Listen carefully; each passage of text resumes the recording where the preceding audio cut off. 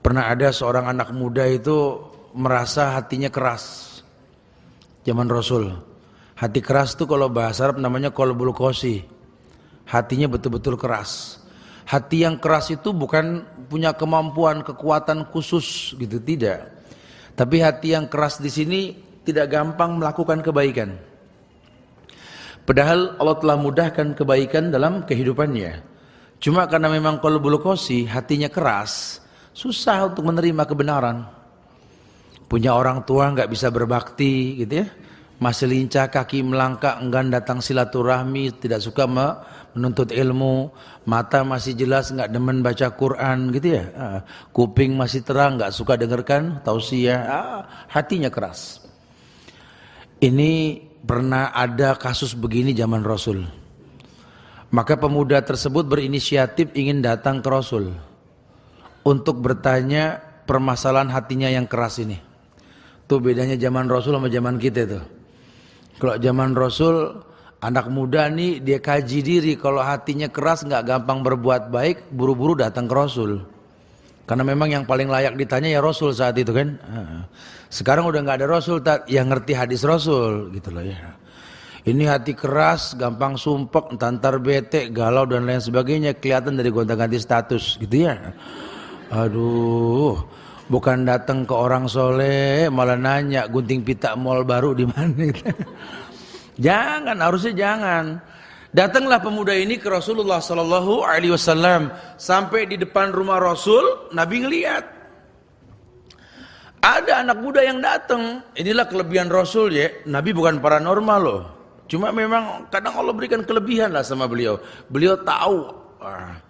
Langsung beliau mengatakan kepada pemuda tersebut, "Atuhibbu ayalina qalbuk wa tudrika hajatak."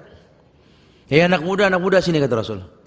Mau gak kamu kuberikan solusi, cara untuk membuat hatimu lembut dan cita-citamu terlaksana? Ini anak muda emang pengen begitu datang ke Rasul. Mungkin gitu ya. Biar gampang nangkepnya gitu. Mungkin bahasa dia melihat Rasul tahu apa yang dia inginkan. Maukah aku beritahukan kepada kamu wahai anak muda, bagaimana cara hatimu lembut dan keinginanmu terlaksana? Emang juga kemarin kita pengen itu ya Rasulullah gitu ya. Kemudian Nabi mengatakan irhamil yatim wamsa ra'sah wa'timhu min ta'amik. Beliau mengatakan irhamil yatim. Coba kamu anak muda, tolong cari anak yatim, sayangi dia. Dan kalau bicara anak muda zaman Rasul, ya anak muda itu kalau dia belum menikah 20 tahun ke bawah. Karena kalau di Arab 20 tahun ke atas sudah nikah dia. Irhamil yatim, anak umur 20 berarti kan ABG sonoan dikit. Ya, 20. Irhamil yatim, coba kamu cintai, sayang sama anak yatim. Wamsa ra'sah, belai kepalanya. Anak muda suruh pegang yatim belai pala kan susah betul ya. Zaman sekarang mana mau. Irhamil yatim wamsa ra'sah wa'timhu min ta'amik. Dan kamu kasih makan dia makanan yang kamu makan. Jadi ukurannya kalau kamu pengen merasakan hatimu lembut, tolong sama anak yatim tuh punya rasa gitu loh.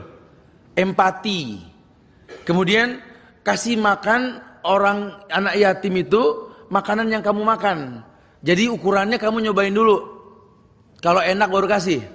Karena lan tanalal birra hatta tunfiqu mimma tuhibbun.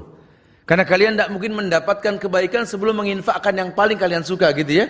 Sehingga ketika dia pengen kasih itu anak yatim dicoba dulu. Wah ini ajib nih. Pesen deh sekalian, kasih nih orang. Gitu tuh maksudnya gitu ya, paham ya? Kalau kita kan ukurannya bukan begitu, nyobain dulu. Nah ini enak nih, jangan. Aneh gak enak nih, kasih gitu. Semoga kita tergolong yang pertama ya. Jadi kalau mau ngasih itu nyobain dulu. Kalau memang enak, kasih orang. Ini dia aja gak demen ngasih orang. Anak gak suka nih, kasih deh. Orang nanya rasanya apa? Allahu a'lam, gitu dia bilang. Gak jelas. Iya, disuruh dekat sama anak yatim. kemudian menjadi bagian penyempurna kekurangannya. Wamsaroksa, pegang kepalanya, kasih dia makan yang kamu makan. Bukan cuma beliin makanan yang kamu belikan dikasih dia, ya boleh-boleh aja. Cuma yang kamu suka dan kamu seneng, insya Allah dia seneng. Gitu. Artinya ajak dia makan. Ya jangan cuma ngasih begitu doang. Beli plastik yang setengah kiloan gitu ya. Bolu dipotong tipis, masya Allah. Iya kayak semangka Jatinegara, tipis-tipis gitu modelnya. Lemper, tisu, tusukan gigi, staples, bagi gitu ya. Kalau bisa ajak dia makan sambil lihat tuh ekspresi perubahan wajah si miskin yang senang. Dan itu membuat hati itu lembut sehingga kita bisa melihat ya Allah ya. Di satu sisi ini makanan buat kita jadi obrolan yang kita nggak suka. Tapi di sisi lain lihat nih, ada orang yang bangga bisa mencicipi yang kita makan. Tuh menghidupkan hati itu. Masya Allah.